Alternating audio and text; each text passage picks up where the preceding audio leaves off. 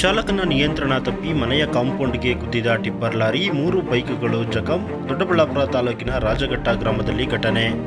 ಚಾಲಕನ ನಿಯಂತ್ರಣ ತಪ್ಪಿ ಮನೆಯ ಕಾಂಪೌಂಡ್ಗೆ ಟಿಪ್ಪರ್ ಲಾರಿಯೊಂದು ಡಿಕ್ಕಿ ಹೊಡೆದ ಪರಿಣಾಮವಾಗಿ 3 ಬೈಕ್ಗಳು ಜಖಂಗೊಂಡು ಮನೆಯ ಕಾಂಪೌಂಡ್ಗೆ ಹಾನಿಯಾಗಿರುವ ಘಟನೆ ದೊಡ್ಡಬಳ್ಳಾಪುರ ತಾಲೂಕಿನ ರಾಜಘಟ್ಟ ಗ್ರಾಮದಲ್ಲಿ ನಡೆದಿದೆ.